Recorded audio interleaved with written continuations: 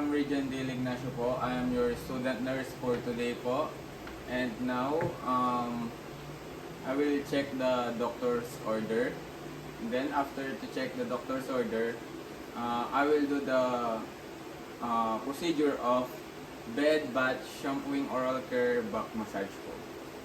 And now, after ko pong mag-check, of course, sanitize po.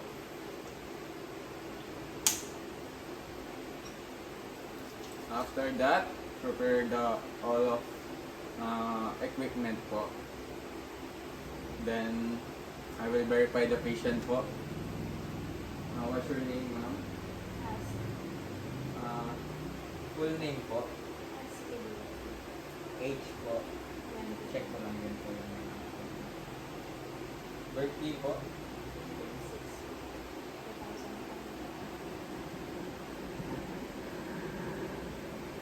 Then, after verify the patient, I will start the procedure na po.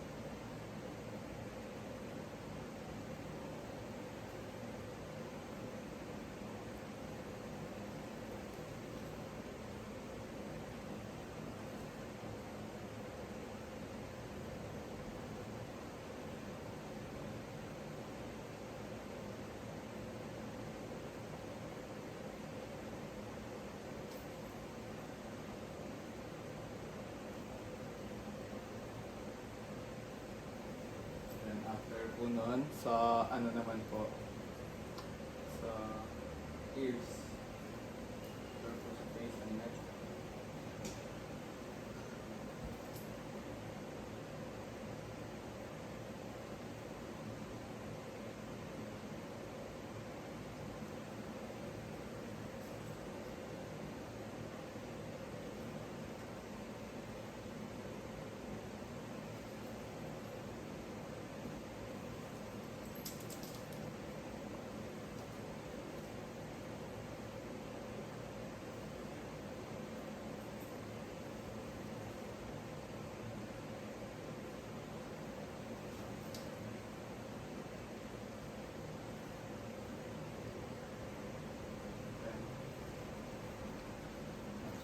Po.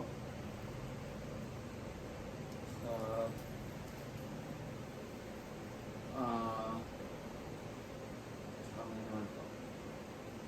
then, maglalagay po ako nito para hindi po mabasa kung higaan po ng patient.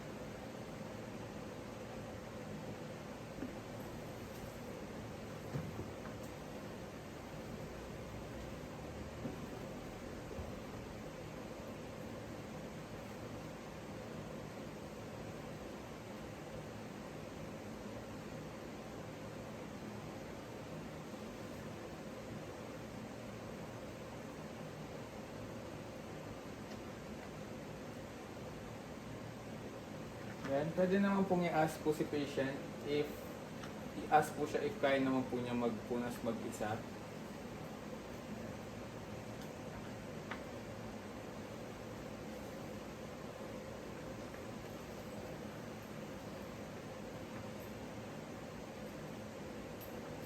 Hindi po, tuloy-tuloy lang po.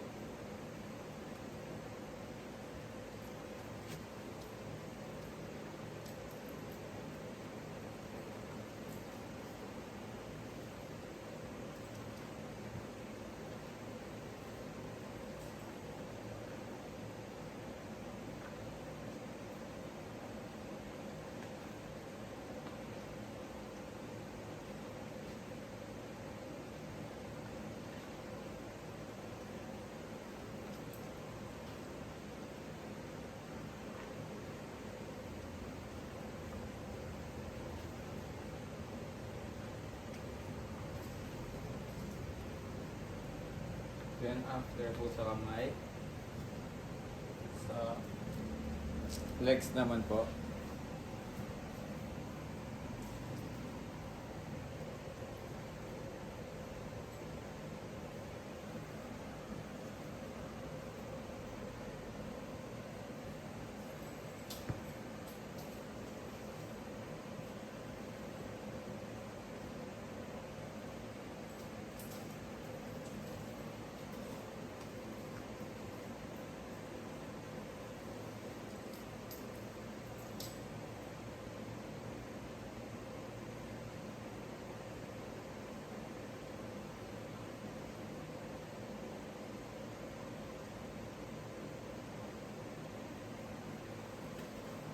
Natin po.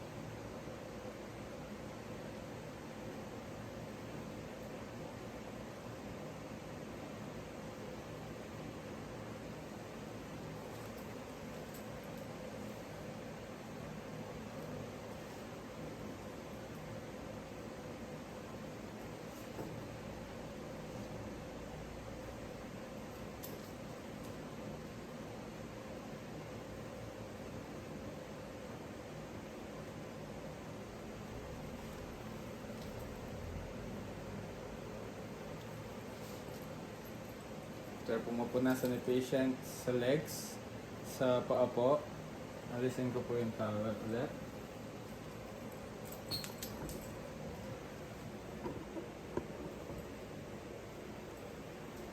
Then after po nun, yung back po ni patient.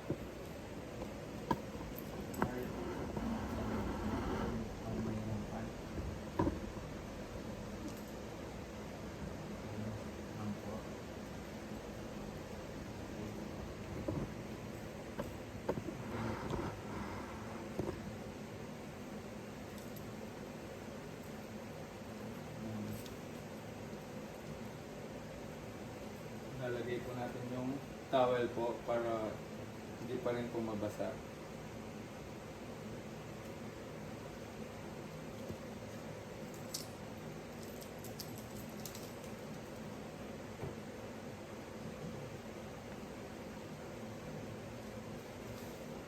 And then, ma'am, pupunasan ko po yung likod niyo po.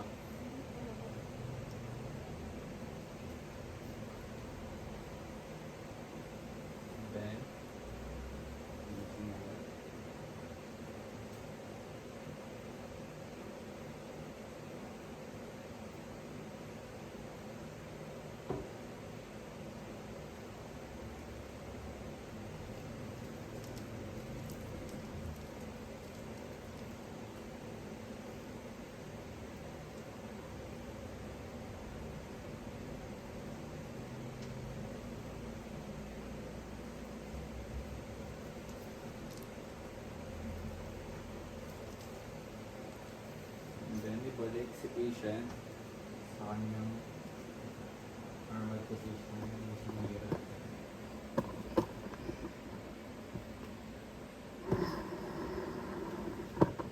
And then, tapos na po yung pagpupunos sa pagbat po kay patient. And after naman po nun, shampooing po.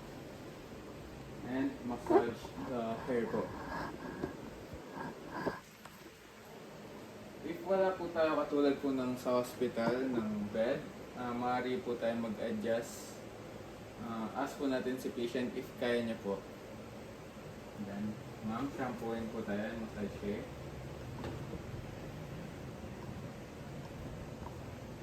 Po natin ng konti.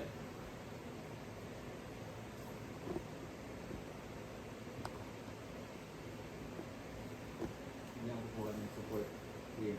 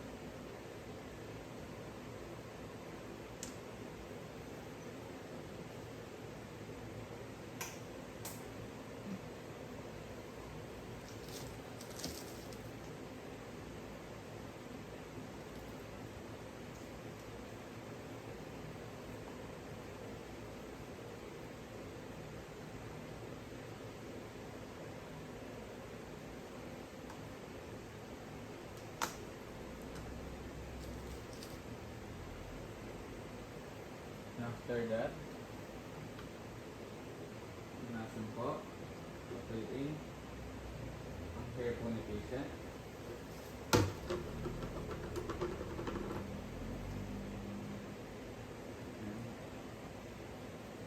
Balik po si patient sa kanya pong comfortable position.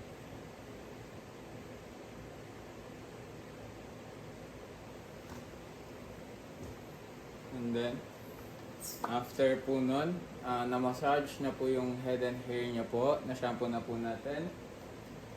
I-up po natin ulit siya para po for toothbrush po. And then, after po nun, toothbrush po si patient. Ask po si patient if kaya niya po. Kaya niya po ba mag-toothbrush, ma'am?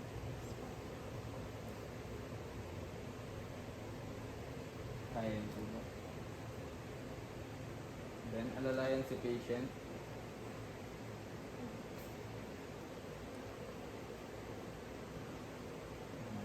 Higa po kayo ulit, mga kanya yung nahirapan. Breathing ng toothpaste. And then, iangat ko po kayo ulit, ma'am. Comfortable po ba kayo? Okay. After po nun, nanginit ko si patient.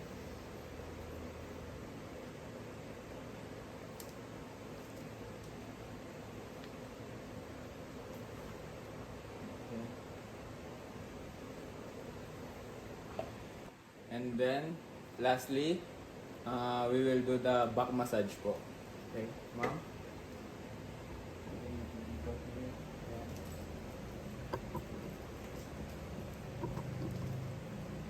Put the privacy of the patient. Then, back massage. Comfortable naman po kayo, ma'am.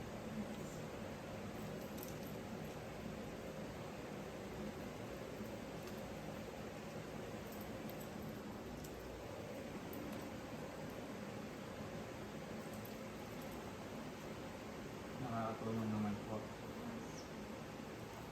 Then after po nun, ibalik na si patient after yung massage. And gentle position. Ayun po. Doon po natatapos ang ginawa na po namin ba. Thank you po.